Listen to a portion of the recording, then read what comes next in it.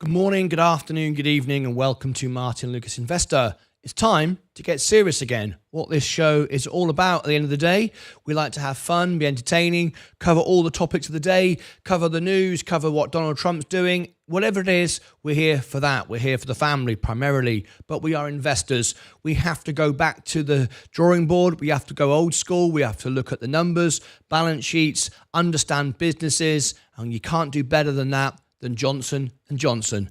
We're about to cover the earnings in 3 minutes from now. Do not expect a big audience. This is not sexy and rock and roll, but it is the underpinning of the stock market. It is the real reason we are here. It's how you make money if you understand the fundamentals of the market and the economy. So we're about to start now with JNJ earnings. We're getting serious now. There are double earnings every day. We're going to be doing double earnings in the morning and double earnings in the evening. What does that mean? An earnings here on the main channel, and it also means an earnings on the extra channel. So after hours tonight, there are plenty for you to choose from. I'm going to give you a couple of options that you might choose tonight. So here we are. Let's get straight into it. We're doing JNJ now. You could have chose any one of these, two of these in fact. You chose JNJ. A member gave me a $5 super chat and chose JNJ.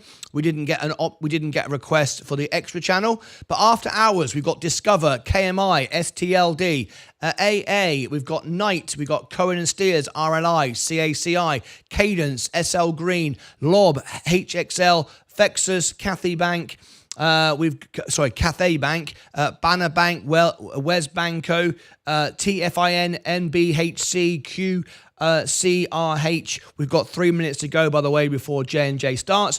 OBK, AMTB, UVSP, OSBC, EKBG, EGBN, HBNC, TCBX, NVEC, INBX, CBN, or AN or BWFG. If you are a member and you do a $5 super chat, you can book in one of these for the closing bell tonight. Which companies will it be? It can be up to 2. So there you go. There are your choices for today. But right now we're going back over to J&J. There is the call. If I unmute the music, there we go. The music is coming through. I'm doing my best at the moment to mute that. I'm just going to refresh the screen to make sure, because sometimes there can be errors, but there's not. We always double check anyway. Let me bring up the volume to full. Play. And there you go. It's coming through muted. I want to make sure that audio is good. Okay, let's bring in your feed now. You should hear this in 3, 2, 1. You do. Okay, so we're going to keep that muted for a moment then, and we're getting ready to rock and roll. Okay, good morning everybody, welcome. Now we get back down to business. Please do tap the like button. Do not expect a large audience. It's not sexy and rock and roll, but it is what investing is all about. Tap the like button, share this out, and let everyone know that today we're listening into J&J. There you go. Earnings just moments away. We've just hit another all-time high on my portfolio. Netflix, massive overperformer last night. Remember I promised? I said 100% I would be 150,000 by the end of the year, if not the first couple of weeks. Well, what's the result? Boom. Wait for it, 151,149. Another all-time high. Absolutely incredible. There it is. $151,149,000. That's over $265, nearly $270,000 now invested. And we've come possibly to the end of purchasing any more shares. I will explain that later. But now we go over to J&J earnings. Let's get busy with this. Here we go. Now, we're hearing the music at the moment, so I'm going to mute your channel, but I'm going to listen in. Okay, I'm going to keep listening in. Not hearing anything at the moment. They often go a minute or two late. That's typical of everybody. Oh, hang on. They're refreshing. They're bringing in their slides. Here we go. Okay, I'm going to keep playing this until we get something. Let me just turn the volume down in case there's any leakage. This could be it. No. thought it was there for a moment. We'll keep listening in. Make sure you get one of your big mugs. Just arrived, my big mug. Look at this, twice the size. Here we go. All participants will be in listen-only mode until the question and answer session of the conference. This call is being recorded. If anyone has any objections, you may disconnect at this time. If you experience technical difficulties during the conference, you may press *0 to reach the operator. I'd now like to turn the conference call over to Johnson & Johnson. You may begin. Hello, everyone. This is Jessica Moore, Vice President of Investor Relations for Johnson & Johnson. Welcome to our company's review of business results for the fourth quarter and full year 2024 and our financial outlook for 2025. A few logistics before we get into the details. As a reminder, you can find additional materials, including today's presentation and associated schedules, on the Investor Relations section of the Johnson & Johnson website at investor.jnj.com. Please note that this presentation contains forward-looking statements regarding, among other things, the company's future operating and financial performance, market position, and business strategy. You are cautioned not to rely on these forward-looking statements, which are based on the current expectations of future events using the information available as of the date of this recording, and are subject to certain risks and uncertainties that may cause the company's actual results to differ materially from those projected. A description of these risks, uncertainties, and other factors can be found in our SEC filings, including our 2023 Form 10-K, which is available at investor.jnj.com and on the SEC's website. Additionally, several of the products and compounds discussed today are being developed in collaboration with strategic partners or licensed from other companies. This slide acknowledges those relationships. Moving to today's agenda, Joaquin Duato, our Chairman and CEO, will open with a few comments on our performance and key catalysts for the company. I will then review the fourth quarter sales and P&L results, as well as full year 2024 results for the enterprise. Joe Wolk, our CFO, will then close by sharing an overview of our cash position, capital allocation priorities, and guidance for 2025. Jennifer Taubert, John Reed, and Tim Schmid, our Innovative Medicine and MedTech leaders, will be joining us for Q&A. To ensure we provide enough time to address your questions, we anticipate the webcast will last a little over 60 minutes. With that, I will now turn the call over to Joaquin. Thank you, Jess, and good morning, everyone. 2024 was a year of progress and transformation for Johnson & Johnson. Today, we operate in a broad set of high unmet need, high growth, and high innovation segments, including oncology, immunology, and neuroscience in innovative medicine, and cardiovascular, vision, and robotics in MedTech. In 2024, we continue to make disciplined decisions to exit lower priority businesses while investing industry-leading amounts in our pipeline, approximately $50 billion in R&D and M&A in the last year, inclusive of the recently announced acquisition agreement with Intracellular Therapies, which I will speak about shortly. And while we have been through a period of transformation, the fundamentals of our company remain the same. Indeed, our enduring success is rooted in two things. First, we are a purpose-driven company guided by our credo. And second, we are broadly diversified, meaning that we can truly lead where medicine is going. No other company has the span of expertise and capabilities that Johnson & Johnson has. No other company can impact the entire patient journey as we do. We are not just a pharma company or a medtech company. We are a healthcare company. And our strategies are disease-centric, focused on end-to-end solutions. Just think about multiple myeloma and the impact of Darzalex, Carvykti, Tecvayli, and Talvey. Think about heart recovery and the impact of Abiomed's Impella heart pumps and the promise of V-Wave's minimally invasive interatrial shunt. Think about mental health and the impact of our Invega portfolio, Spravato, and the potential of the intracellular therapies acquisition we announced last week. And think about inflammatory bowel disease and the impact of Stelara and Tremfya, and the potential of our targeted oral peptide that blocks IL-23, icotrokinra, and JNJ 4804, our co-antibody therapeutic targeting IL-23 and TNF. As the only major healthcare company focused both on pharmaceuticals and medical technology, we are unique in the industry with the financial muscle, global reach, and disease expertise to deliver the sustained high pace of growth and innovation that is the hallmark of Johnson & Johnson. The strategic decisions we made in 2024 position Johnson & Johnson for sustained growth through the second half of the decade and beyond, and strengthen our confidence in our 2025 guidance. Now to the numbers for 2024.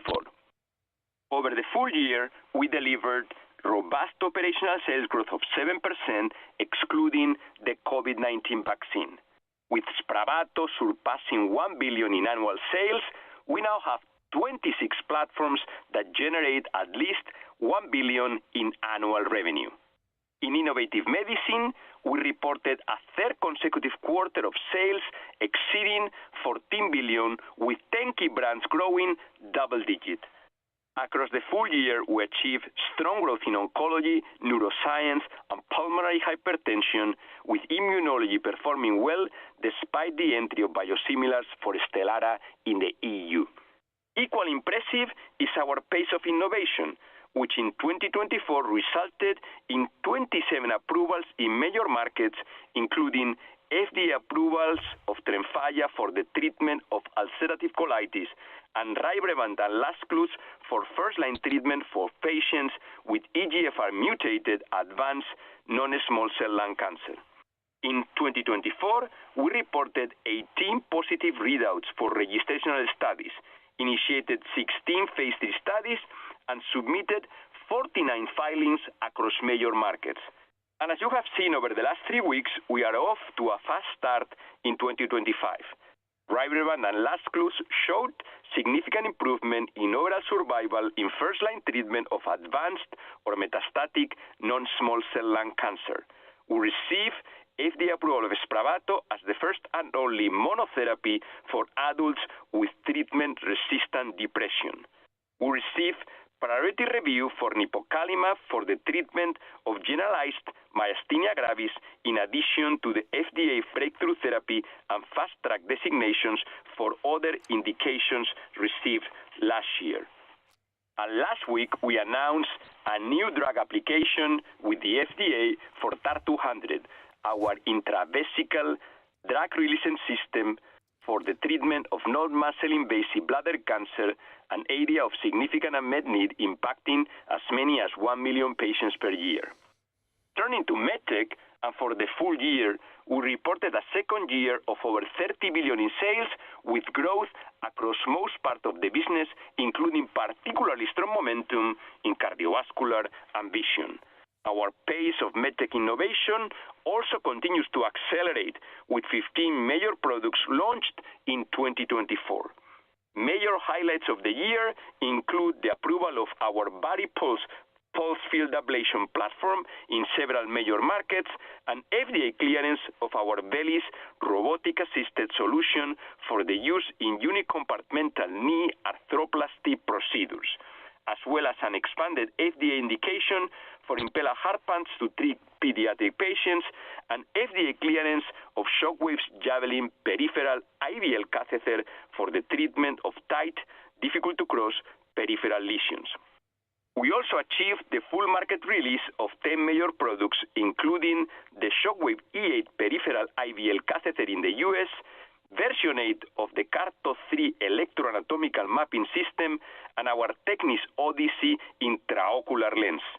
And we progressed 18 clinical trial programs, including the IDE approval of our Ottava robotic surgical system, which allows clinical trials to begin at U.S. sites.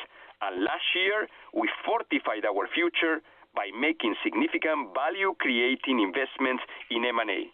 These investments enable us to further shift our portfolio to address unmet needs in high growth and high innovation markets. This included the acquisitions of Shockwave and V-Wave in MedTech and Ambrx Proteologics and the NM26 bispecific antibody in Innovative Medicine. And building on our nearly 70-year legacy in neuroscience, we announced last week plans to acquire Intracellular Therapies, a biopharmaceutical company focused on the development and commercialization of therapeutics for central nervous system disorders. This unique opportunity to add intracellular therapies reflects our commitment to transforming care and advancing research in mental health. It also further solidifies sales growth above analyst expectations now and through the remainder of the decade. Together, these transactions represent industry-leading levels of investment for the company, providing strategic near and long-term growth catalysts for Johnson & Johnson. Turning to 2025, and as previously guided back at the end of 2023, we expect to deliver operational sales growth of 3%, overcoming headwinds associated with U.S. biosimilar entries for Stelara and the impact of the Part D redesign and continued macroeconomic pressures in China. Perhaps even more impressive, we are planning for adjusted operational earnings per share growth of nearly 9%. Oof. I cannot think of any other company that would be able to deliver growth through the first year of massively oversold. It's $200 stock. I've been telling everybody for ages. We are able to achieve these results. Great investment. I own it through the S&P. Of our business, the strength of our commercial assets, as well as the breadth of our pipeline, with additional launches in 2025, including Tremfya in IBD, Rybrevant and Lazcluze in lung cancer, solid and business, and the dual energy Thermocool Smart Touch SF catheter in electrophysiology. In closing, I want to thank everyone at Johnson & Johnson for all that they do to help patients. We are starting the year from a position of strength, and we have confidence in our sales growth and EPS guidance for 2025. And with that, I'll turn the call over to Jess. Thank you, Joaquin. Moving to our financial results. Unless otherwise stated, the results and guidance highlighted today reflect the continuing operations of Johnson & Johnson. This is the markets that will boom in 2025 as predicted. Operational results and therefore excludes the impact of currency translation. Starting with Q4 2024 sales results. Worldwide sales were $22.5 billion for the quarter. Sales increased 6.7%, with growth of 10% in the U.S. and 2.5% outside of the U.S. Worldwide growth was negatively impacted by 290 basis points due to Stelara and positively impacted by 100 basis points due to acquisitions and divestitures. It's important to note growth in Europe was negatively impacted by 720 basis points due to the loss of exclusivity of Stelara and the COVID-19 vaccine. Turning now to earnings. For the quarter, net earnings were $3.4 billion, and diluted earnings per share was $1.41 versus diluted earnings per share of $1.70 a year ago. Excluding after-tax intangible asset amortization expense and special items for both periods, adjusted net earnings for the quarter were $4.9 billion, and adjusted diluted earnings per share was $2.04, representing decreases of 11.1% and 10.9% respectively, compared to the fourth quarter of 2023. Good time to buy, JNJ. Earnings per share in the quarter was negatively impacted by 22 cents of acquired IPR&D expense related to the V-Wave acquisition. For the full year 2024, sales were $88.8 billion. Sales grew 5.9%, with growth of 8.3% in the U.S. and 2.9% outside of the U.S. Stelara and the COVID-19 vaccine negatively impacted worldwide growth by 260 basis points. Acquisition and divestitures positively impacted worldwide growth by 50 basis points. Growth in Europe was negatively impacted by 670 basis points due to the COVID-19 vaccine and the loss of exclusivity of Stelara.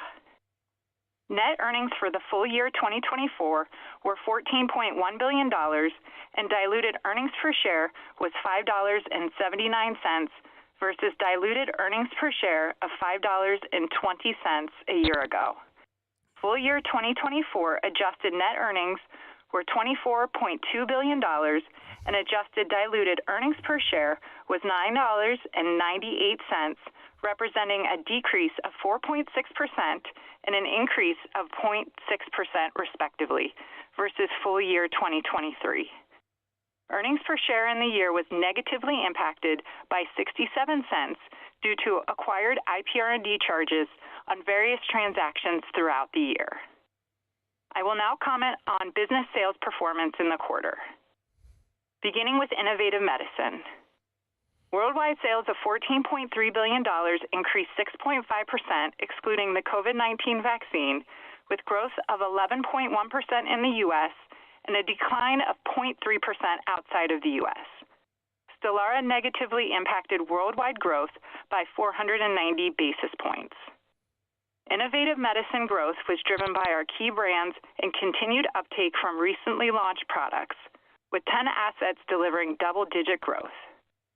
Results across the portfolio continue to be positively impacted by price adjustments associated with Argentina hyperinflation, consistent with market practice. Starting with oncology, we continue to drive strong sales growth across our multiple myeloma portfolio. Darzalex growth was 23.5%, primarily driven by share gains of over 3 points across all lines of therapy and 6 points in the frontline setting, as well as market growth. This marks Johnson & Johnson's first brand to achieve over $3 billion in sales in a quarter. Carvykti achieved sales of $334 million with growth of over 100%, driven by share gains and capacity expansion. This reflects sequential growth of 17.3%, aligned with our expectations of accelerating growth in the back half of the year. Tecvayli sales were $146 million in the quarter, with growth of 18%, reflecting a strong launch in the relapse refractory setting. Demand remains strong despite continued adoption of longer duration dosing intervals. Finally, within our multiple myeloma portfolio, Talvey continued its launch trajectory with another quarter of strong growth. As a reminder, we anticipate disclosing Talvey sales in the first quarter of 2025, which are currently reported in the category Other Oncology. Erleada continues to deliver strong growth of 22.7%, primarily driven by share gains and market growth, reaching $3 billion in annual sales for the first time. Rybrevant, our bispecific antibody for non-small cell lung cancer, contributed to growth in the category Other Oncology as we continue to expand approved indications. We also anticipate disclosing Rybrevant sales in the first quarter of 2025. Within immunology, we saw sales growth in Tremfya of 5.6%, driven by strong market growth and share gains in PSO and PSA, partially offset by unfavorable patient mix and inventory dynamics. We are excited about the recent UC launch and expect to see strong uptake of the IBD indications in 2025. Stelara declined 13.6%, driven by the impact of current and anticipated biosimilar competition. As a reminder, biosimilar competition has entered the U.S. in January 2025. Remicade and Symphony worldwide sales were positively impacted by return of distribution rights in Europe. In neuroscience, Spravato growth of 45.3% continues to be driven by increased physician and patient demand. As Joaquin mentioned, Spravato has exceeded $1 billion in annual sales for the first time. Other neuroscience decline was driven by the loss of a Spinraza tender in Europe. In pulmonary hypertension, Opsumit grew 2.5%. Please tap the like button, share this out. It's really important to listen to. Thank you. Partially offset by inventory dynamics in the U.S. and austerity measures in Europe. Starting in 2025, we will begin to report Opsumit which is currently reported in the category Other Pulmonary Hypertension in OpSummit. Another all-time high. Uptravi grew 12.1%, driven by market growth, patient mix, and share gains. Finally, Xarelto sales growth was driven by favorable patient mix. I'll now turn your attention to MedTech. Worldwide sales of $8.2 billion increased 7.6%, both in the U.S. and outside of the U.S.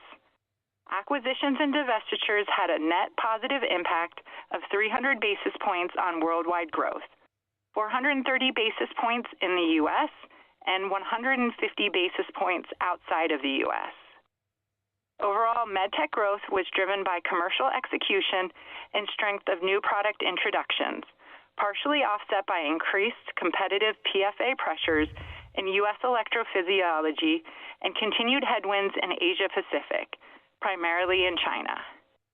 In cardiovascular, electrophysiology delivered growth of 7.3%. Performance was driven by global procedure growth, new product uptake, and commercial execution, partially offset by competitive PFA ablation catheter uptake in the U.S. and VBP in China. Despite the IV saline shortage in the U.S., Abiomed delivered growth of 13.2%, driven by strong growth in all regions and continued adoption of Impella 5.5 and Impella RP technology. Cardiovascular results also included $258 million associated with the acquisition of Shockwave. Contact lenses and other grew 7.4%, driven by trade inventory dynamics, continued strategic price actions, strong performance in AccuView Oasis one-day family of products, Muted it as on well time. as lapping prior year impacts from Russia sanctions. Surgical vision growth of 13.6% was driven by Tecnis PureSee and Tecnis Eyhance. Commercial execution partially offset by competitive pressures in the U.S. Orthopaedics grew 2.5%, inclusive of hips growth of 5.6%, primarily driven by the success of recent product launches and commercial execution, partially offset by revenue disruption from the previously announced orthopedics transformation, impacts of China VBP, and competitive pressures. Lastly, surgery grew 0.4%, with the Acclarent divestiture negatively impacting results by approximately 130 basis points. Performance was driven primarily by commercial execution, strengths of new products across wound closure and biosurgery, and continued price adjustments primarily associated with hyperinflation, consistent with market practice. Growth was partially offset by competitive pressures in energy and endocutters, as well as VBP and the anti-corruption campaign in China. Now turning to our consolidated statement of earnings for the fourth quarter of 2024. I'd like to highlight a few noteworthy items that have changed compared to the same quarter of last year. We continue to invest strategically in research and development at competitive levels to fortify our future, investing $5.3 billion, or nearly 24% of sales, which includes $540 million of acquired IP R&D expense associated with the V-Wave acquisition. Selling, marketing, and administrative expense as a percent of sales deleveraged 150 basis points, driven by increased commercial investment in the Innovative Medicine business. Interest income and expense was a net income of $144 million as compared to $212 million of income last year, driven by lower interest rates earned on a lower average cash balance and higher interest rates on a higher average debt balance. Other income and expense was a net income of $161 million compared to $421 million of income in the prior year. This was primarily driven by lower gains on securities, a lower benefit related to employee benefit programs due to the discount rate, partially offset by lower litigation expense in 2024. Regarding taxes in the quarter, our effective tax rate was 11.7% versus 14.4% in the same period last year. This decrease was primarily driven by post-acquisition integration efforts that allowed the company to deduct certain acquisition costs for tax purposes, as well as the resolution of prior tax matters, both in jurisdictions outside of the U.S. Excluding special items, the effective tax rate was 8.8% versus 10.8% in the same period last year. I encourage you to review our upcoming 2024 10-K filing for additional details on specific tax-related matters. Lastly, I'll direct your attention to the box section of the slide, where we have also provided our income before tax, net earnings, and earnings per share adjusted to exclude the impact of intangible amortization expense and special items. Now let's look at adjusted income before tax by segment for the quarter. Innovative Medicine margin declined from 37.4% to 32.5%, primarily driven by strategic commercial investment and R&D pipeline advancement. MedTech margin declined from 15.5% to 10.8%, primarily driven by acquired IPR&D expense related to the V-Wave acquisition. Please note that the MedTech margin was negatively impacted in both years due to expenses associated with the strategic acquisition of Laminar. When adjusting for these one-time items, MedTech margin was relatively flat. As a result, adjusted income before tax for the enterprise as a percentage of sales decreased from 29.2% to 24.1%, with the V-Wave acquired IPR&D expense impacting results by 240 basis points. When looking at the full year, Innovative Medicine, MedTech, and the enterprise adjusted income before tax remained relatively flat year over year when adjusting for the one-time items highlighted on the slide, mainly acquired IPR&D expenses on various transactions across both years. This concludes the sales and earnings portion of the call. I am now pleased to turn it over to Joe. Thank you, Jessica, and thanks everyone for joining us today. As you've heard already, we delivered solid overall fourth quarter and full year results in 2024, above the operational guidance we set at the beginning of the year when excluding acquisition costs we incurred to fortify our business for the future. We are particularly pleased with advancements made throughout the year, strengthening our pipeline, achieving key milestones across core therapeutic areas and platforms. We continue to prioritize investment in innovation, forge strategic partnerships that further enhance our differentiated business, and focus on improving margins, positioning the company for near time to and buy long-term JNJ. growth. It's a $200 stock. We've made progress toward resolving the talc litigation. As many of you are aware, our prepackaged bankruptcy plan received overwhelming support from current claimants and the futures claims representative, and that support has only increased in recent months. The next milestone is the scheduled confirmation hearing commencing on February 18th in the Southern District of Texas Bankruptcy Court. Now let's get into the numbers, starting with cash and capital allocation. We ended 2024 with approximately $25 billion of cash and marketable securities and approximately $37 billion of debt, for a net debt position of approximately $12 billion. Our focus on cash flow resulted in the company delivering approximately $20 billion of free cash flow during 2024, $1.6 billion more than in 2023, despite having higher litigation settlement payments during 2024, higher TCJA toll tax, and 8 months of contribution from consumer health in 2023. Our ability to strategically invest and deploy capital that unlocks value has made Johnson & Johnson successful in the past and will be as important for our success moving forward. We value a strong credit rating, which underscores the strength of Johnson & Johnson's financial discipline and enables us to execute against our capital allocation priorities. In research and development, we invested more than $17 billion, or 19.4% of sales. We remain one of the top investors in R&D across all industries. 2024 marked the 62nd consecutive year of dividend increases. We know this use of capital is a priority for our investors, and we plan to continue to increase our dividend annually. Yeah. We also deployed, announced, or committed to over $32 billion in strategic value-creating inorganic growth opportunities in the last 12 months. This amount includes larger transactions such as Shockwave, Proteologics, the NM26 bispecific antibody, V-Wave, the planned acquisition of intracellular therapies, as well as more than 40 smaller early-stage collaborations and partnerships to complement our businesses that are much more common for us than larger transactions. As we look ahead to 2025, we will maintain a heightened focus on cash flow generation to build on our strong financial foundation and judiciously deploy capital on behalf of shareholders to create value. Let's now discuss our full-year guidance for 2025.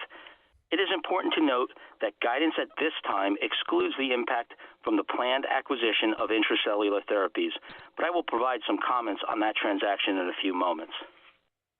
We anticipate operational sales in the range of 2.5% to 3.5%, with a midpoint of $91.3 billion or 3.0%, in line with the expectation outlined at our late 2023 Enterprise Business Review, as Joaquin noted.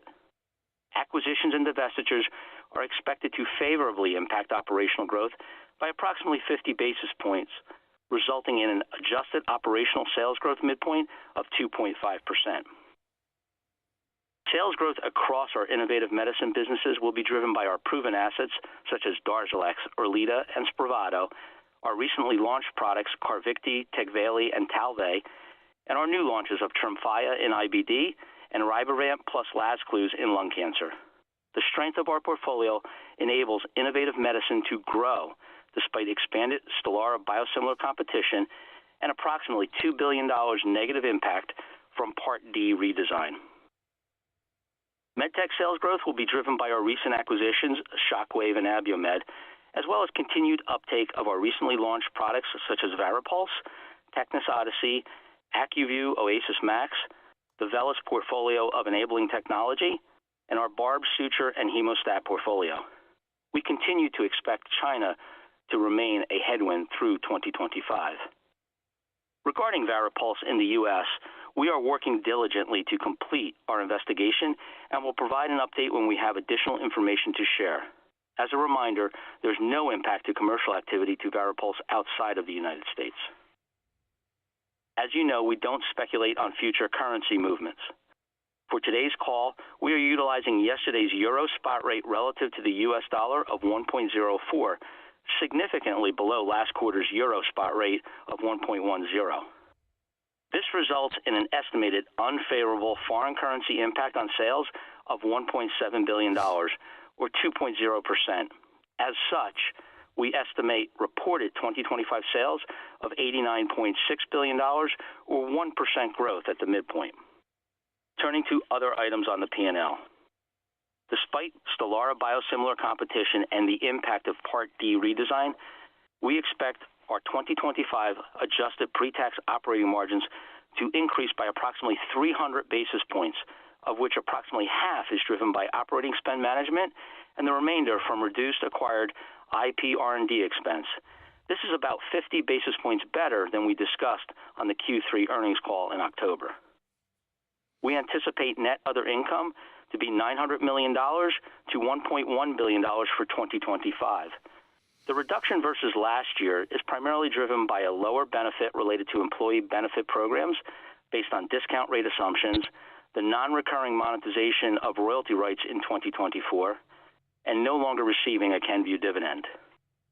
Due to higher debt incurred associated with 2024 acquisitions and the reduction in interest rates earned on cash, we expect net interest income between $0 and $100 million.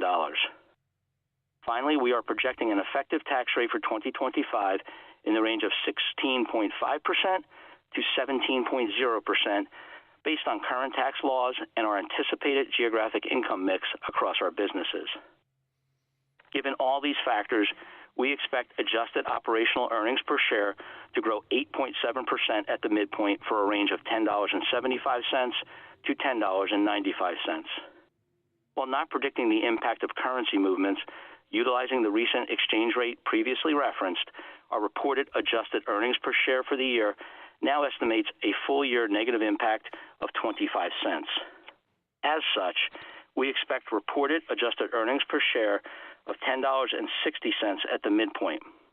When adjusting for this impact, it becomes clear that our operational EPS performance is considerably stronger than consensus assumed, as only about half the analysts incorporated the impact of foreign currency into their models. A few initial considerations outlined on this chart regarding the planned acquisition of Intracellular Therapies, a transaction we plan to finance mainly with debt. We are not planning for material near-term cost synergies. Rather, we expect to accelerate penetration of Caplyta in existing markets, explore additional geographies to commercialize the portfolio, and potentially accelerate research and development to expand into new indications and disease areas where high unmet need exists. Given this, and assuming a close subject to regulatory review early in the second quarter, we anticipate an acceleration of our sales growth of approximately 80 basis points. Inclusive of the impact of financing cost, the transaction is expected to have a dilutive impact on adjusted EPS of approximately 30 cents to 35 cents in 2025. Again, these are very preliminary thoughts, which will be influenced by when the transaction closes and borrowing rates. We will be sure to provide an update to our full-year guidance shortly after the acquisition is complete. I'll now provide some qualitative considerations on the phasing of notable events for your modeling. We expect both Innovative Medicine and MedTech operational sales growth to be higher in the second half of the year versus the first half. Regarding Innovative Medicine, we anticipate Stelara biosimilar competition to accelerate throughout the year as the number of biosimilar entrants increase.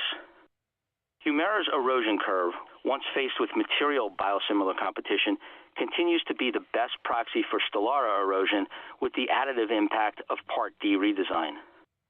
The impact of Part D redesign as a percent to sales will be consistently applied throughout the year. We expect a more pronounced benefit from our newly launched products as we progress throughout 2025 to counter these headwinds. In MedTech, for the first half of the year, and more prominently in Q1, we face tougher year-over-year comparisons, excluding the positive impact associated with the Shockwave acquisition. We anticipate acceleration of our newly launched products to build throughout the year. As we've said before, we continue to expect normalized procedure volume and seasonality. Regarding the P&L, it is important to consider one-time items that impacted our EPS results in 2024. Specifically, the benefit of Kenvue dividend in the first 2 quarters of 2024 is not repeating.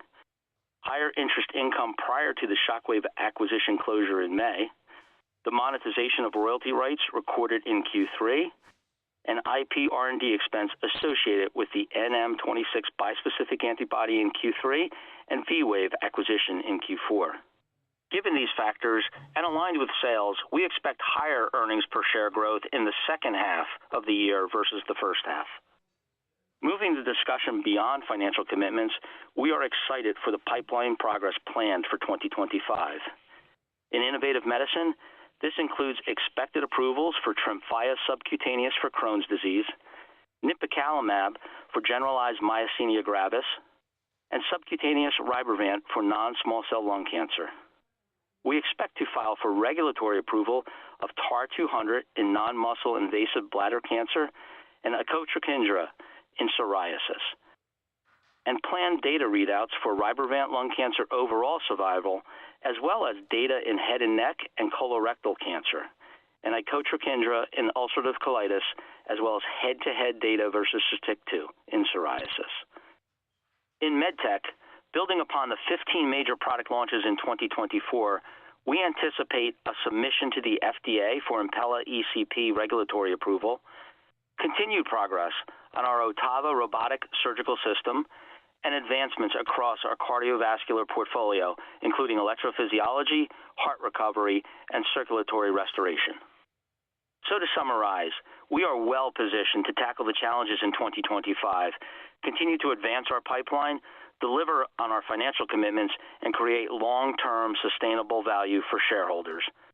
Our success is the result of the hard work and dedication of our colleagues who share a sincere passion to successfully serve patients around the world. We are extremely grateful for their efforts. With that, we are happy to take your questions, so I will now turn it to Kevin to provide instructions for those seeking to participate in the Q&A. Thank you. We'll now be conducting a question and answer session. Ladies and gentlemen, if you'd like to ask a question at this time, please press star, then 1 on your telephone keypad. If you'd like to withdraw your question, press star, then 2. We ask you, please limit yourselves to one question only. One moment, please, while we poll for questions. Our first question is coming from Terence Flynn from Morgan Stanley. Your line is now live. Great. Thanks so much for taking the questions. Appreciate it. Obviously, the myeloma franchise is a very important growth driver as we think about, history, but also 2025. So just wondering if you can kind of frame for us how you're thinking about that, both from the bispecifics as well as CAR-T and maybe a broadening into the community setting and the pace of growth here as we think about the ramp in 25. Thank you. Great. Well, good morning, Terence, and hello, everybody. I'd like to start by thanking all of our innovative medicine colleagues around the world for a very strong quarter. This was our third quarter with sales over $14 billion, with 10 key brands achieving double-digit growth. And Terence, I'll come back to that. That includes brands like Darzalex, Carvykti, Talvey, and Tecvayli, as well as ones such as Erleada, Spravato, and Uptravi. We're making really nice progress on our launches, including Tremfya in ulcerative colitis and Rybrevant plus Lazcluze in non-small cell lung cancer. And just an important note, we hit our $57 billion target this year, a year early. For those that were here back at our enterprise business review, we had made that commitment to hit the $57 billion by 2025, and we cleared that goal this year in 2024. So multiple myeloma is really an extraordinary franchise for us, and maybe I will start with Darzalex because our quarter was over $3 billion. It was $3.1 billion and 22% growth, and we continue to really build out share across the frontline settings in both transplant eligible and ineligible patients, and in triplet and quad regimens. And so we're performing very well for Darzalex and anticipate that to continue. And in fact, with Darzalex, it's our first brand to hit $3 billion in quarterly sales. So important to note that milestone too. Carvykti had a really, really robust quarter, as well as year nearing $1 billion for the year, $963 million, as we continue to see very strong demand in that second line plus setting, as well as very strong capacity expansion in the U.S., in Europe, and also with a contract manufacturer. And so we've talked before about that being more of a stair step rather than a direct linear line, and it is performing very, very well, and we're seeing nice continued expansion in the first quarter of this year that will also continue throughout the year. For Tec and Tal, both products did well. We report sales, or we break out sales on Tec. We don't yet on Tal. Both of these agents are best-in-class bispecifics. They're performing very well from a competitive share standpoint. We've got them nicely, being utilized in the academic setting, and we're working that out into more of the community setting, which will be important for their continued growth and uptake. So in total, multiple myeloma really is a stronghold for us, and we're not stopping there because of the strength that we have, the assets that we have. We're also working on multiple additional types of combinations. John, maybe you want to address what we're doing with the bispecifics specifically. Yeah, thank you, Jennifer. Maybe before I jump in, I'll follow your lead and just offer my appreciation and thanks to our colleagues in Innovation Medicine R&D. We had a heck of a year for the pipeline, 27 approvals, 49 submissions, 15 out of 17 positive phase 3s, more than 90% success rate. 9 out of 12 POCs came in positive, exceeding the industry benchmarks by approximately double. 10 first in humans, 10 new NMEs added to the pipeline from internal research at a price point well below the industry median. And quite an impressive year on the BD front with 5 bolt-on acquisitions and 6 new molecules added to the pipeline. So my congratulations to the team. Now, on the point around our broad portfolio of myeloma medicines, this is where we are now bringing them together to reinvent the next frontline therapies. And if you were at the ASH Congress, the American Society of Hematology, you saw some of the early tantalizing data where in early lines of therapy, first, second line of myeloma, we're bringing DARA together with either TEC or TAL, and we've been getting 100% minimal residual disease negativity, MRD negativity, showing the impressive potential of these new combinations. Mind you, last year the FDA declared minimal residual disease negativity, or MRD, as a surrogate endpoint within myeloma that could form the basis for accelerated approvals. So we're really excited about bringing these into earlier lines. And then I would also remind you with CARVYKTI, we are now doing studies in frontline transplant eligible and ineligible, and asking whether we can replace autologous stem cell transplant with our CAR T therapy as a new opportunity there to break through with unprecedented outcomes for patients. CARVYKTI, of course, already is the go-to regimen in the second-line setting, the only CAR T for myeloma approved in that setting. And last year we reported overall survival data for CARVYKTI in a randomized setting with an impressive hazard ratio of 0.55. So really feel great about bringing CARVYKTI into earlier lines of therapy as well. Maybe hot off the press last night, the team was very excited to come tell me we've actually completed and reached our 5,000th patient infused with CARVYKTI, both across the clinical and commercial settings, and it is the most successful cell therapy launch in the industry. Thank you. Our next question today is coming from Josh Jennings from TD Cowen. Your line is now live. Hi. Good morning. Thanks for taking the questions.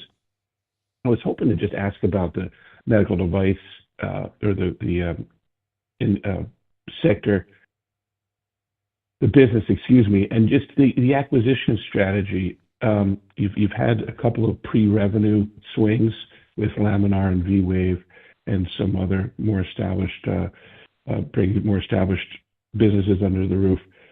Can you just talk about the strategy on a go-forward basis? I mean, is it going to continue to be a mix between pre-revenue companies and more fully established businesses, or are you going to be? Is there going to be a shift in that strategy? Thanks for taking the question. Thank you, Josh. It's Joaquin, and good morning, everyone. External innovation has always been a very important part of our capital allocation strategy for Johnson & Johnson for the enterprise. And in fact, we are one of the top investors not only in M&A, but also in R&D. We are always looking for opportunities to be able to enhance our portfolio and our pipeline. And in 2024 alone, we completed more than 40 business development transactions. Some of them were big, some of them were new small, all-time high. But all of them complement both our innovative and MedTech portfolio. Many of these smaller acquisitions were also in our MedTech portfolio. You have to think that larger acquisitions, like the case of Shockwave or in the innovative medicine side, intracellular, are more outliers. Our go forward, it's always been focused on these smaller opportunities, like the ones you mentioned, like Laminar or V-Wave, or some of the ones we have completed innovative medicine, like TARIS or our IL-23 blocker, which are more than $5 billion opportunities. That's where we are able to create value. Larger opportunities have to be seen more like outliers. And finally, I want to underline that both Abiomed and Shockwave are progressing really well, ahead of the deal model, delivering on our financial commitments there, and that we are looking forward upon closure to start working on the intracellular acquisition too, which is an opportunity to reinforce our position of leadership in the neuroscience space, which has been always a strength of Johnson & Johnson, and also an opportunity overall to fortify revenue projections that you have looking today and also into the future. Thank you. And Josh, maybe just building on Joaquin's comments relative to MedTech, while the big acquisitions get a lot of attention, to Joaquin's point, we have a tremendous amount of business development activity across all of our businesses. I think most notably evidenced by almost 40 transactions just in 24 alone. I did want to point to the excitement we have around the significant investments we've made both in Abiomed and Shockwave.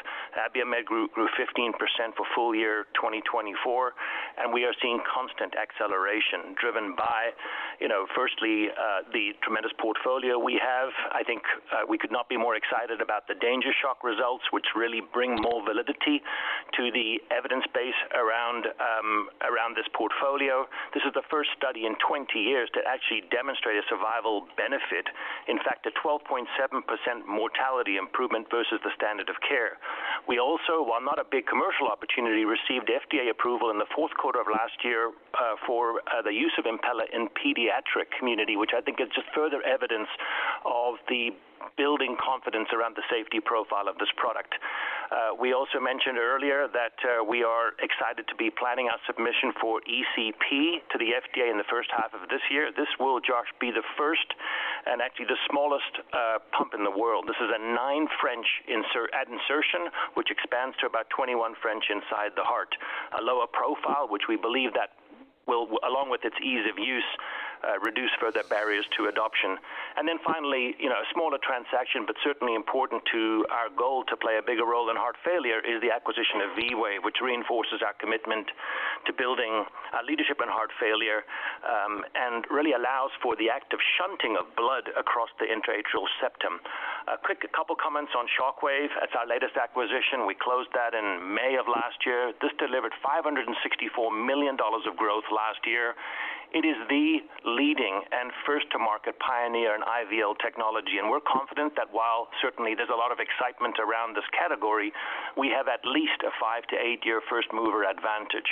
And this comes down to the fact that we have an easy-to-use system with now 6 available catheters. We've also recently announced the addition of 2 additional catheters, our E8 catheter, which is our workhorse within peripheral, as well as Javelin, which is a novel non-balloon-based IVL catheter designed to modify calcium and cross extremely narrowed vessels. And so we feel enormously confident that while big investments, they will make tremendous impact on patients and continue to drive our business.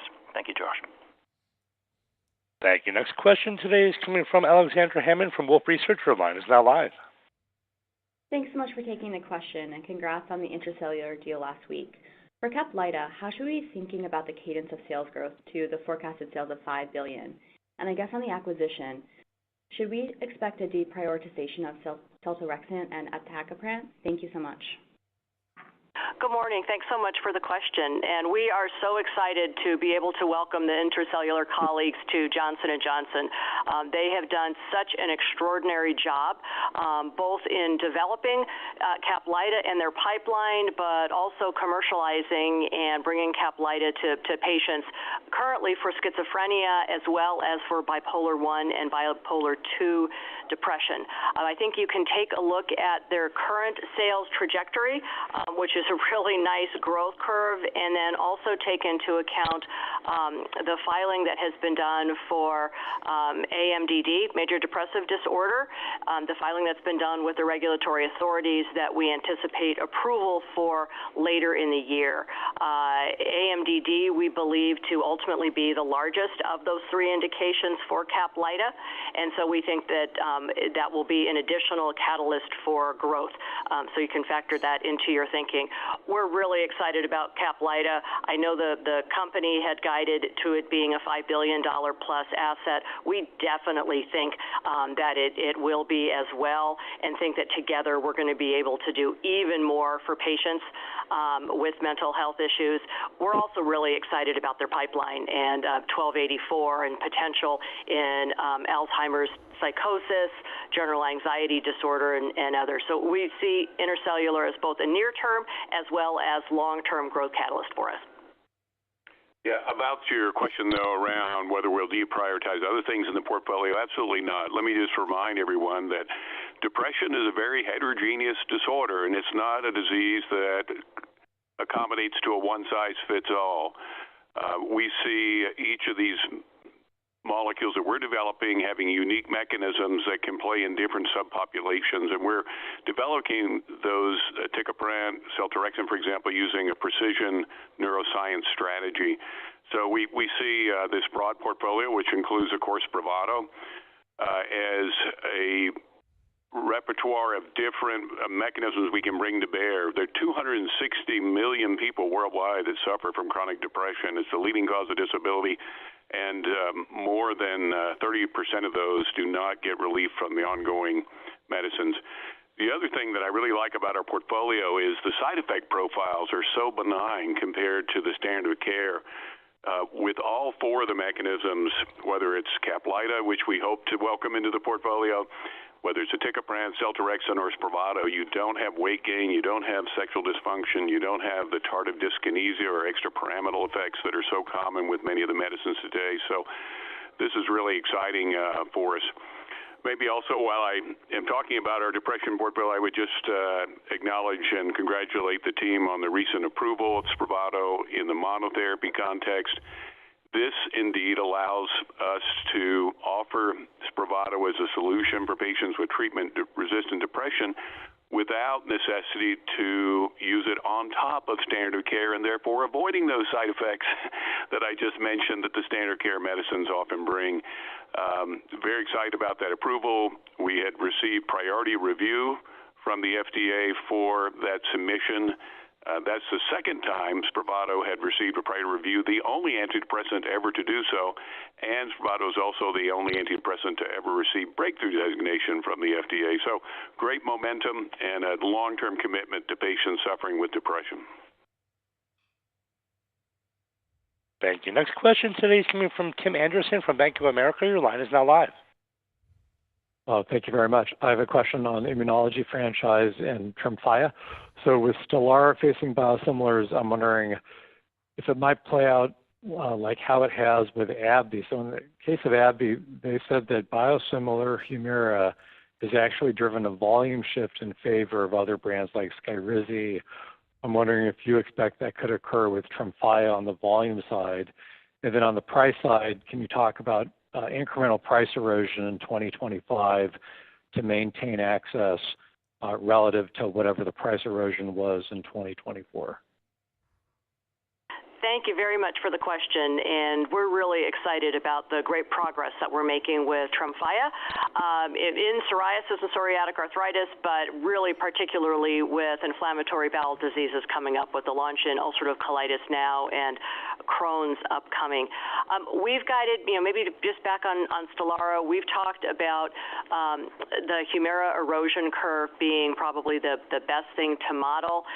Specific to your question about should there or will there be patient switches, I think there are a lot of patients in the immunology market right now that are in need of both advanced therapies or are in need of better therapies than they're on now. And so we do see across the board shifting of patients and movement into the newer and the better products.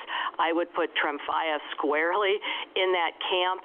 We've got lots of reasons. If we focus in on IBD and the potential growth for Tremfya, we've got a lot of reasons for great optimism there and differentiation. It's the only dual-acting IL-23 agent in IBD, acts on both IL-23 as well as CD64.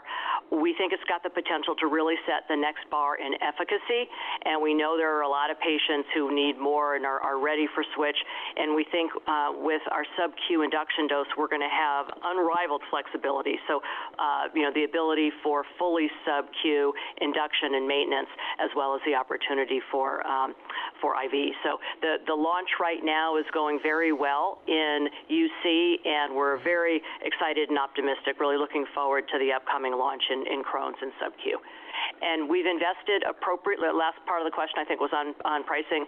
We've invested appropriately to make sure that we've got the right access for patients with Tremfya so that as we launch, we've got the abilities when prescribers want to write for patients, we've got the access to be able to do so, and we're seeing that right now with very strong frontline commercial coverage for Tremfya in UC, as well as a permanent J code. So that is in and sort of factored into what we're seeing now.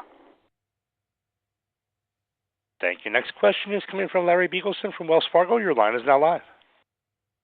Good morning. Thanks for taking the question. Tim, how are you thinking about the growth of the medtech market in 2025 and J&J relative to the market? And what are you assuming for the EP business and Varipulse? Thanks for taking the question. Thank you, Larry, and appreciate your continued interest in our business. Let me start with the market. Larry, we communicated at the Enterprise Business Review that we saw our end markets growing roughly 5 to 7%. As we look at procedures within the year to come, we believe that they have, for the most part, normalized. You will recall that in the first half of last year, we expected some tailwinds on the back of clearing of the backlog, specifically in orthopedic procedures. We believe that, for the most part, around the world, procedures have normalized to pre-COVID levels, and we expect the same as we now move into 2025. Specific to electrophysiology, I did want to firstly acknowledge that out of an abundance of caution, we recently announced a temporary pause of all U.S. Varipulse cases while we investigate the root cause of 4 reported neurovascular events. And, Larry, while disappointing, this is an easy decision for us, aligned to our credo. Patient safety is always an absolute priority for us. And frankly, given that we are collaborating now with the FDA on this matter, this is all we will be sharing at this time. We will proactively provide further updates when we have additional information to share. I do, however, think it's important to remind everyone that this announcement is specific to the U.S., and there's no expected impact to Varipulse cases outside of the U.S., where the rollout of the technology has been successful with approximately 3,000 commercial cases completed. I do think it's important to reinforce that, while we are facing a headwind today, we have tremendous opportunity in the electrophysiology space. It's an exciting market, as you know, with relatively low global penetration, well under 5%, as you know, and an expanding market size due to aging populations. Today, we have a $5 billion market-leading position in electrophysiology, which grew 14% in 2024, driven by commercial execution and a significant portfolio of new product introductions, from QDOT to ultrasound, Cardo, and more recently, Varipulse, partially offset by competitive PFA pressures, most notably here in the U.S. Now, we've been market leader, as you know, Larry, for 20 years and have an entrenched footprint with an installed base of over 5,000 Cardo systems, which is widely recognized as the benchmark in mapping software, and a broad network of highly trained mappers. And building on our success in navigation catheters and RF ablation, in 2024, we launched our first PFA catheter, Varipulse, with strong initial feedback in Europe, Japan, and Canada. Additionally, similar to our success in our RF portfolio, we are expanding beyond that, and we recently announced EU approval of the dual energy STSF catheter, which is modeled on the RF STSF catheter, which historically is the most widely used ablation catheter in the world. We're also building on this and working on an Omnipulse large tip focal catheter, demonstrating our commitment to bring to market a comprehensive portfolio in PFA. And so I will also say, Larry, it's not just in EP. We're also moving beyond AFib, and we're working to enter the left atrial appendage closure market through the acquisition of Laminar, which we announced in the fourth quarter of 2023. In summary, Larry, while we're facing short-term headwinds, as you know, especially here in the U.S., we are absolutely confident in our ability to retain our global market leadership position over the long term. Thank you. Thank you. Next question is coming from Chris Schott from J.P. Morgan. Your line is now live. Great. Thanks so much. I just had a two-parter on operating margins. I think you mentioned in the remarks about 150 basis point of improvement this year in process R&D. Can you just elaborate a little bit more on what's enabling that, despite the lower top-line growth and some of the negative product mix from Stelara? I guess I'm trying to get at, should we be expecting OpEx to be down this year embedded in that guide? And the second part was just beyond this year. Just help us think about the cadence of margin expansion as we think about 26 and beyond, and top line reaccelerates. Thank you. Yeah, thanks for the question, Chris. With respect to the 150 basis improvement that wasn't related to year-on-year comparison from IPR&D, I would say that's really part and parcel to what we've been doing for a couple of years now. When we had a chance to separate the consumer health business out into its own company, we did take a look at the corporate infrastructure, and as you know, we also prioritized our investments in innovative medicine and MedTech, specifically within those portfolios as well. So we became much more focused, and you're starting to see the culmination of that this year. You might have noticed in MedTech last year we did have some restructuring charges related to some orthopedic moves that we made, getting out of certain markets that were less profitable, improving our infrastructure around manufacturing. Those are starting to come home to roost, so to speak, in innovative medicine, obviously prioritizing most of our investment into what I would call our thoroughbreds within the stable, so oncology, immunology, neuroscience, as you can tell.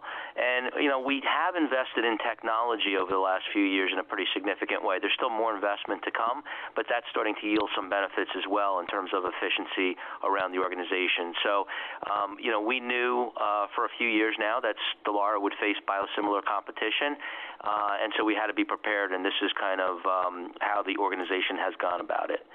As far as 26 and beyond, I think, I'd go back to the comments I made with respect to operating margin and probably EPS growth overall, that'll be commensurate with sales. So that should be a positive outlook. As you know, this year we're calling for 3% operational growth despite multi-billion-dollar headwinds. Most organizations would be looking to contract both probably top and bottom line. Here we are growing 3% on the top line operationally and about 9% on the bottom line. I think you could look for maybe a little bit better equilibrium in 26 and beyond, but with an expectation that we'd have some higher sales growth.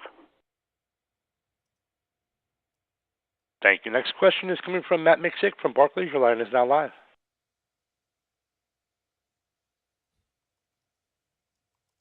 Perhaps your phone is on mute, Matt.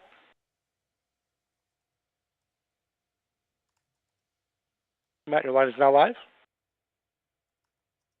Our next question is coming from Dave Risinger from Leerink Partners. Your line is now live.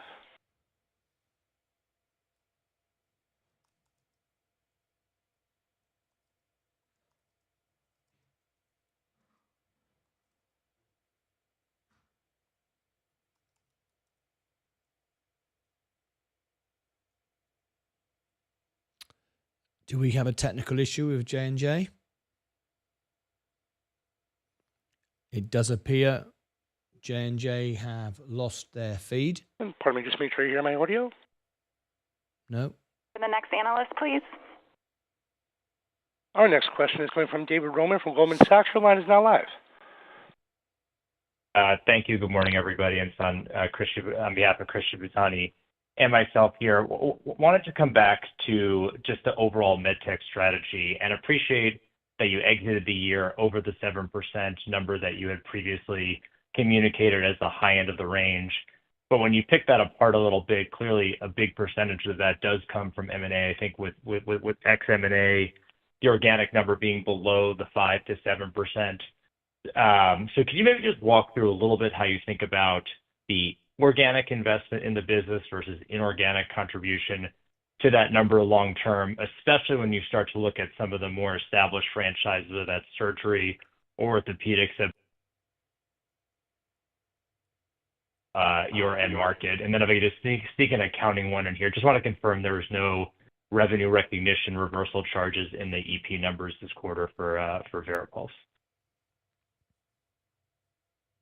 David, thank you for the question. And, we could not be more thrilled with the performance that we delivered in 2024. And while there are opportunities, we delivered almost $32 billion of sales at an operational growth rate of 6.2%.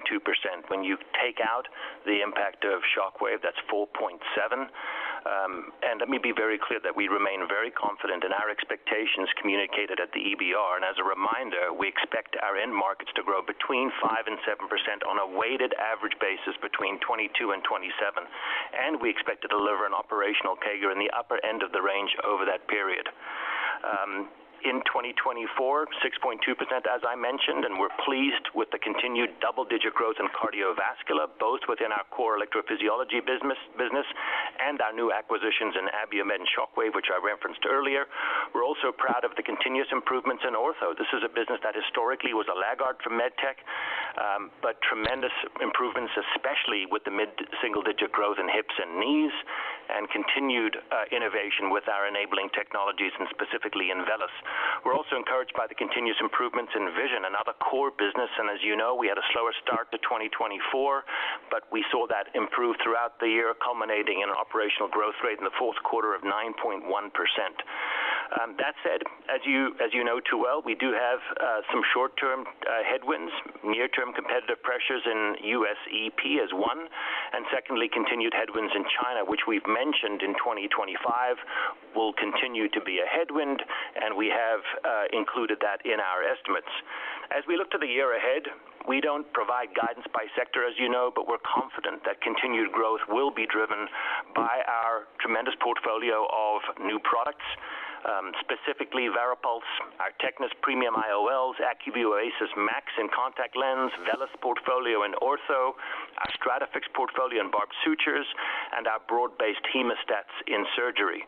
We also believe that our recent acquisitions of Shockwave and Abiomed, as I mentioned earlier, will continue to perform exceptionally well, fueled by multiple new products, new indications, and a rapidly growing body of clinical evidence.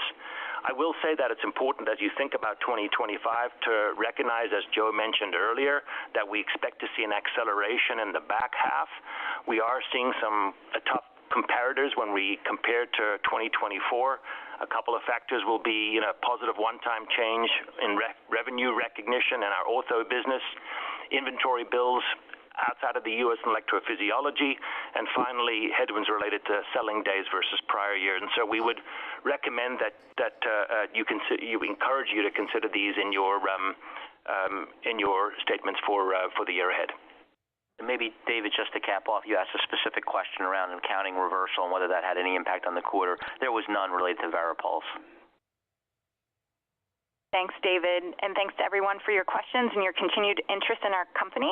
We apologize to those we couldn't get to because of time, but don't hesitate to reach out to the investor relations team with any remaining questions that you may have. I'll now turn the call over to Joaquin for some brief closing remarks. Thank you, Jess, and thank you everyone for joining the call today. As you have heard, we are ready for 2025, a year that will solidify our strengths and lead to elevated performance for the balance of the decade. Enjoy the rest of the day. There we go. Johnson & Johnson earnings, stock going down again. Most of this is around the favor of the talcum powder situation. Most people want this to go away, and as we said before, JNJ have the money, the ability, and everything to clear this away in 5 minutes. It's one reason why Jim Cramer said he doesn't want to be in the stock involved in litigation. However, as you've heard, and if you really listen to the numbers, it's a solid business. A solid business with a good history, a great future, a great dividend, always increasing, always paying. There are other companies that have dividends that promise and then don't deliver. This always pays, always delivers.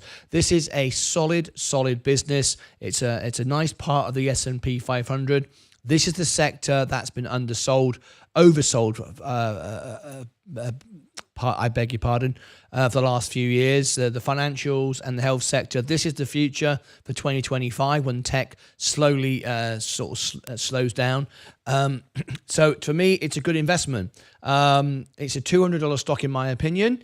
There's some headwinds ahead, but this is an investment. This is not a trade. This is not a gamble. This is not get rich in 5 minutes. This is a business you own and you just reap the benefits of those ever increasing, always paying out dividends. This is, in my opinion, a good time to buy. You only had to listen to the earnings call, and everything on that earnings call was good if you are an investor. If you're a trader, no, this isn't for you. This isn't a 5 minutes. But we have to understand, why are these stocks going down? It's not just to do with litigation. It's also to do with this stock. J&J and Coca-Cola are used as banks. They are used as cash banks, piggy banks, to buy the growth market. And people that buy J&J have been buying J&J for many, many decades. And they are up hundreds of percent, millions of percent, not literally. But they've made lots and lots of money. And they use this as a piggy bank to take from to buy other things like Tesla, like Palantir, like Nvidia, and so on and so forth. It'll always come back because it delivers to its shareholders. This is a good business for me. It's oversold. If I wasn't buying individual stocks, if I wasn't buying the S&P and I wasn't regarded as mainstream media, I would be buying this today 110%. This is a business I want to own for life. So that's my opinion on J&J. We're now going to come to the end of this presentation. We're now going to go over to the next part of our show, which is members. We're going to do members reviews today. We've got we've got a list of reviews to do. We're going to start off with Archer, Vistry Group. Hopefully we'll get to Honest Company as well. So we're going to work on a list of reviews today. As promised, we're going to be doing that. Okay, we'll also be there for the open of the bell and everything else. So stand by for that. That's all coming up. Plus, we've got earnings tomorrow. If you are a member of our channel, you can book in earnings. I have earnings fully booked for tonight. People have done super chat, super thanks, which is a reply to comments. You can book earnings in. So today we have got after hours tonight. We have Alcoa. That's tonight after hours. We also have Kinder Morgan. After hours, fully booked tonight. We can do 4 earnings a day, one on this channel, one on the extra channel for after hours and pre-market as well. So we have Alcoa tonight and Kinder. You have an opportunity to book tomorrow's after hours, but tomorrow's pre-market is already fully booked as well. Tomorrow morning, we have Discover and Union Pacific. Booked, gone, that's it. No available spots tomorrow. But if you do want tomorrow after hours, you still have an opportunity. Tomorrow after hours, you can choose TXN, Intuitive, ISRG. I would expect somebody will book that one. It's a $5 minimum super chat, and I will book your earnings in. You get a promotional video, and you get the earnings. CSX, EWBC, South State Bank, COLB, GBCI, CUBI, Customers Bank, EBC, ASB, Sallie Mae, First Bank, Financial Bank, Source, BY, OFCY, Bank One, BFST, MCB, MFG, CVLG, MYFY, FPY, USCB, Midland States Bank, or SBFG. Those are your choices for tomorrow after hours. Tonight is fully booked. 2 shows tonight after hours. Tomorrow morning is fully booked after hours. First come, first serve. I would expect TXN and ISRG to be gone by the time we get to the end of the opening bell this morning. But that's it from me. It's now time to go over to the opening bell for our reviews this morning. The link is in the top of the chat. It's pinned to the top, and I'm really pleased more people tuned in today for J&J than have ever done before. People don't find this interesting. They should. This underpins the market, tells you what's going on. So it's great. We had more today than we have ever had for a J&J earning, which is great. Really, really good. All right, okay, already, and it's, as I say, it's just gone out live, so that's really, really great.